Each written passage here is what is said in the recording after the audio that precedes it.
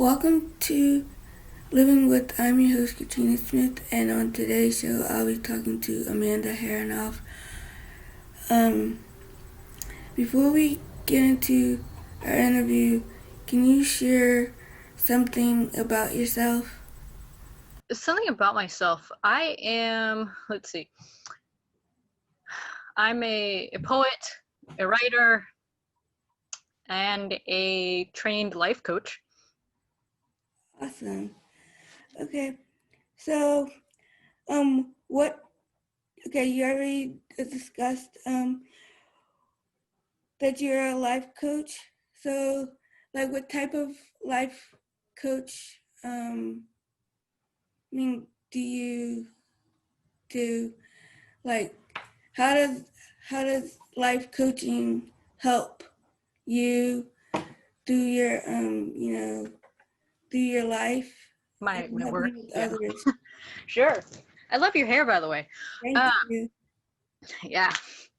So I am a disability empowerment life coach. So I was initially, I was trained under the work of ontology, which is the study of being. And then I thought, I was like, there are a bunch of people with disabilities who can actually benefit from this work because I have autism as well as low vision. So I want to find a way to go ahead and serve my population. So for me, being a life coach is really getting down to the bare bones of the person with a disability, not just seeing their disability and just saying, oh, well, you have cerebral palsy, go away. Let's really just figure it out and figure out what their life goals are, what speaks to their heart, and what allows them to really honestly dance with life. The time where persons were being dropped off to what used to be known as institutions, now they're known as residential care homes and group homes and things of that nature. It really is just, it's time for that to stop. It's time for many of us to go ahead and realize that persons with disabilities, they can have driver's licenses, they can have their own apartments, they can learn how to cook, they can learn to live the fullest lives possible. It's not what society sees to be possible. It's what you as an individual with disabilities see to be possible, which is quite different than what society deems as acceptable and or non-acceptable. It's ridiculous. Okay. Um, what age were you diagnosed with autism? 26. I'll be 31 in 2 weeks, so the age of 26, and that was the time where I began to explore who I was, and exploring who I was as a differently abled individual. I'll say that autism opened up a new frontier for me. It opened up a new, what I like to refer to as heart space, and it allowed me to come through as not only a woman of color, but a woman with a disability that wasn't just going to say, well, I have a disability, let me go ahead and hide under the covers and never come out again because my disability is never going to go away and I'm just going to be really sad about it. Instead, I used it as a way to go ahead and experience how the world can go ahead and see those of us with disabilities as a strength rather than something that is a struggle or a burden. Okay. Can you explain what autism is and what were your symptoms? Sure. So autism is a neurological disability. So it can affect your social skills, it can affect your motor skills. There are different levels of autism. That's why it's called autism spectrum disorder. So everything is on a spectrum. You can have what's known as mild autism, moderate autism, or severe autism. I was told that I was mildly autistic. Um, some may refer to that as quote unquote high functioning autism, but I heard that that was actually not correct or not proper, that it would just be referred to as mild autism. So I think one of the wonderful things about being part of the Special Olympics is that you get to see like all these various different levels of athletes with autism, all these various levels of athletes with cerebral palsy, and it's not all the same. So it doesn't just expand to people with autism. It expands to different types of conditions such as cerebral palsy as well. Okay. What type of the therapy works for you when it comes to having autism and low low vision? Yeah, so because I was diagnosed much later in life, I wasn't actually exposed to, various types of therapy, but I have heard of things such as like horse therapy. Many children with autism benefit from the relaxation of riding horses. I have only been on a horse once, and that wasn't related to autism. That was because I was at a birthday party and they had a horse there, and I was like, well, I want to try to get on a horse.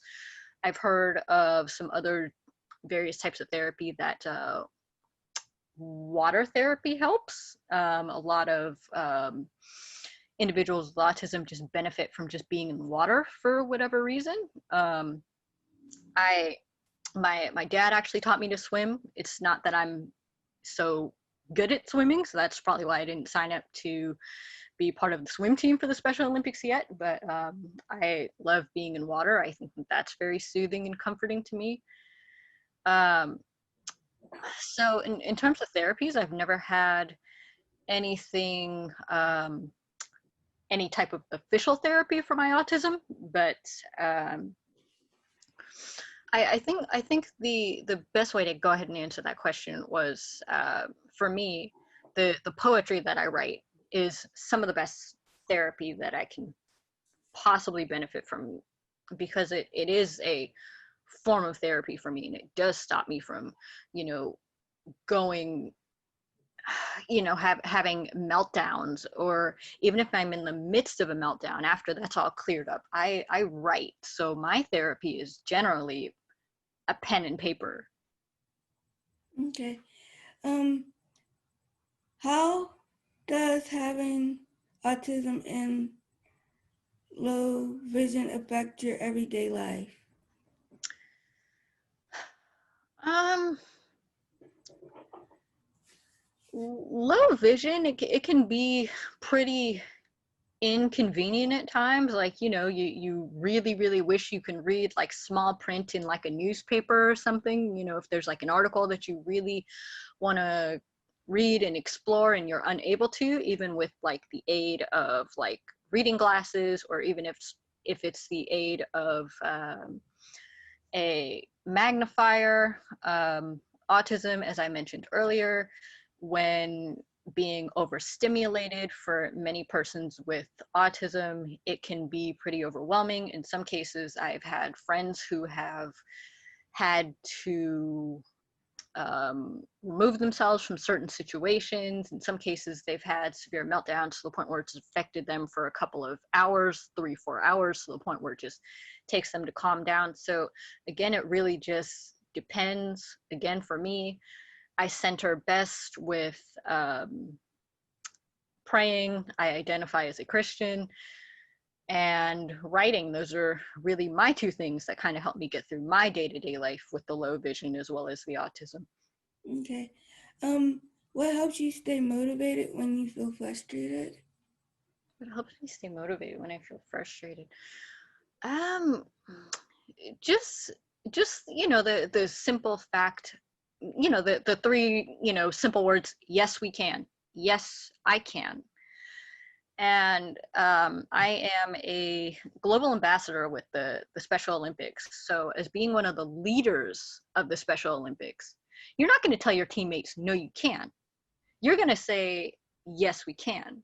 So I figured if I was going to take on that role as a leader, I better mean what I say. So definitely, yes, we can. I'm not saying that it's not going to be frustrating, but what I am going to say is that we can do all things if we set our mind to it. Okay. Do you have a support group like family and friends? Yeah. So I live with my immediate family, so my parents and my older sister. They're super supportive, and then we have three little dogs that keep us company. They're really supportive. um, my church family is extremely supportive, especially during the time of this pandemic. They are extremely supportive. My pastor is extremely supportive to things that I'm going through. um, as I mentioned before, the Special Olympics is absolutely such a wonderful resource for just helping you go ahead and explore who you are as a person with a disability. Like, they will support you to no end. It doesn't matter. You can bring an idea or something to one of the coaches that you may have for, oh, well, I think we should have a dance party, or I think we should do this for the Special Olympics. 9 times out of 10, they'll say yes. I've brought several ideas to the Special Olympics, even while being in this lockdown, such as poetry night. And it actually ended up being a thing. I think this will be in December. This will be our third time doing poetry night on Facebook. It's so much fun. It's so great to just be able to connect with so many other athletes, and not only just athletes, but so many other coaches and so many other supporters of the Special Olympics who just have you as a person with an intellectual disability just at the forefront of their mind at all times. Okay. Um, how does having low vision affect you? um, it affects me to the point where so I don't really travel alone. Mm-hmm. I don't drive, so that would be like my parents or my sister. It's one of the things that I'm kind of happy about, like during this quarantine, that we don't really have to go anywhere. But driving was something that I wasn't able to, and wasn't able to do, and still not am able to do. So at the age of 18, I believe it was, I had to come to terms, the age of 18, 19, that I wouldn't be able to get a driver's license. And after I don't think you ever fully come to terms with it. You just learn to you learn to adapt to it. In my case, I've made several friends from not being able to drive. So from people having to, my friends having to drop me off at community college, and I've met several different folks in the church who just wanted to, oh, I'll give you a ride to this place or that place. So in that case, it's gives you an experience to be like social. So, you're not on the road by yourself, so you don't have to worry about like talking to yourself. You have to, you get to actually engage with the person that's driving you to wherever. So it's actually an adventure.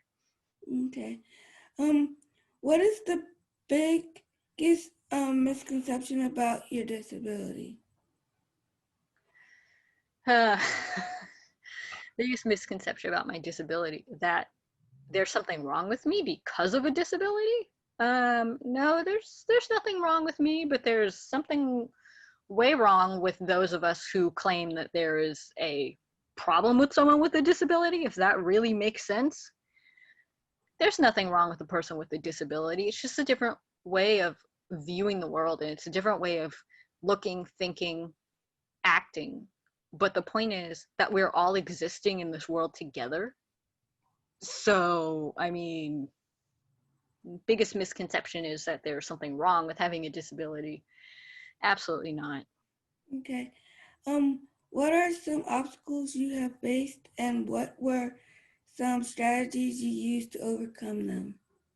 Obstacles I faced. Huh.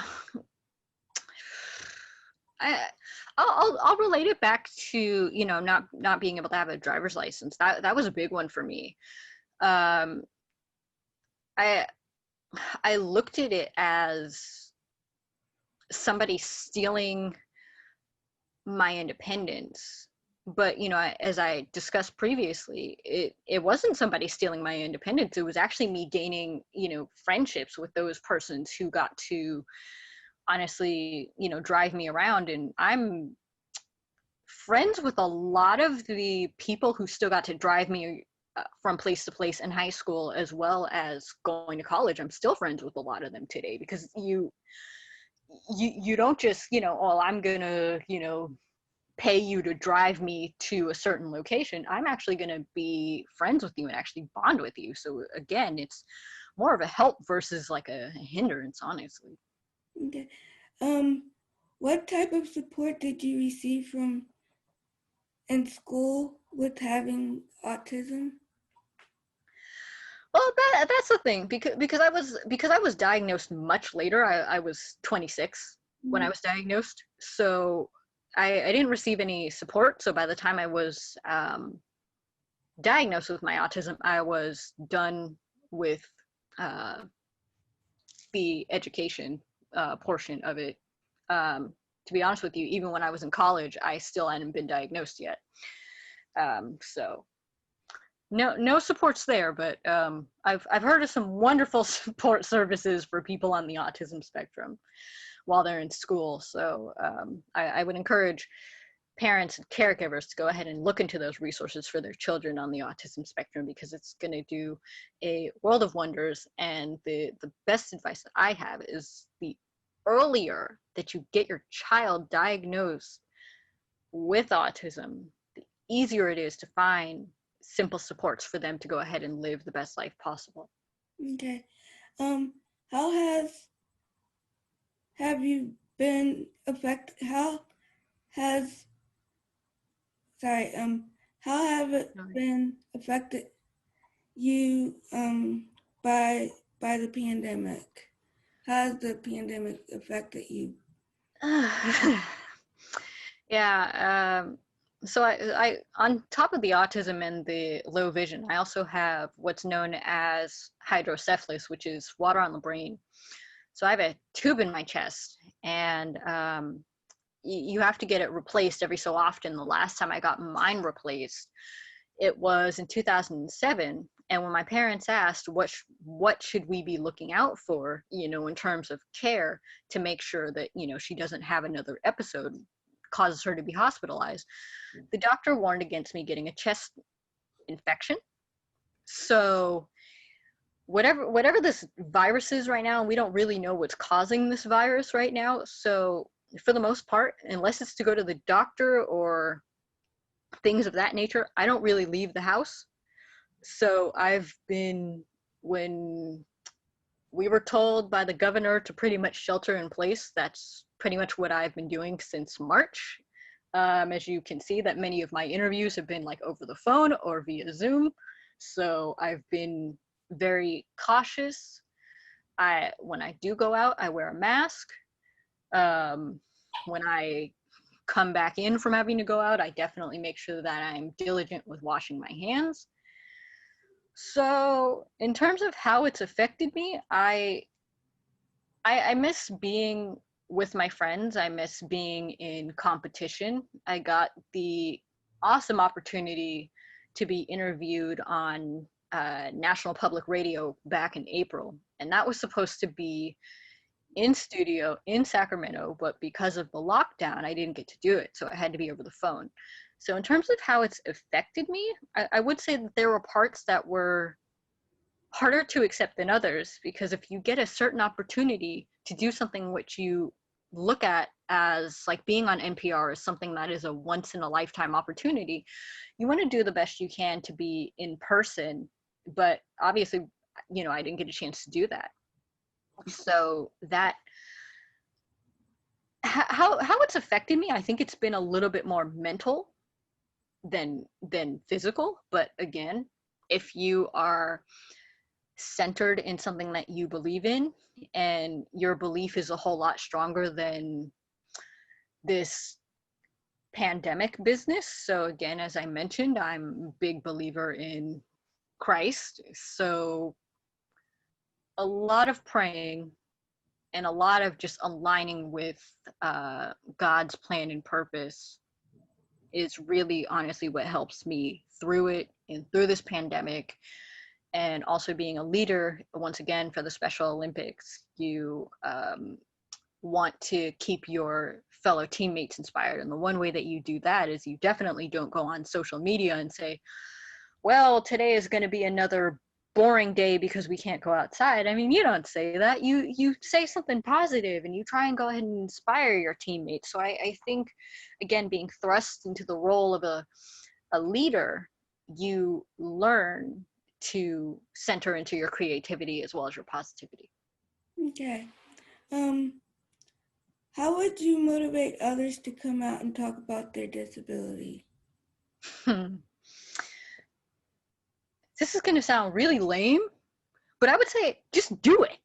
That's how I honestly did it. I had another interview yesterday, and for the pre-interview, the host asked me, "So how is it that you do what you do?" I said, "Honestly, I said I just do it, and you can't feel afraid or ashamed to talk about your disabilities. Your disability or disabilities is what makes you uniquely you. So period. Just come out and do it. And for each time that you go out and talk about a disability that many people may have, may not be aware of, then think of that as a way to go ahead and educate somebody else. So essentially you're teaching somebody else something, and you're allowing the world to be introduced to your unique perspective on the world. Okay. Do you have anything you would like to say to our viewers? Stay strong, stay encouraged, never be ashamed of who you are. Who you are is what makes you beautiful.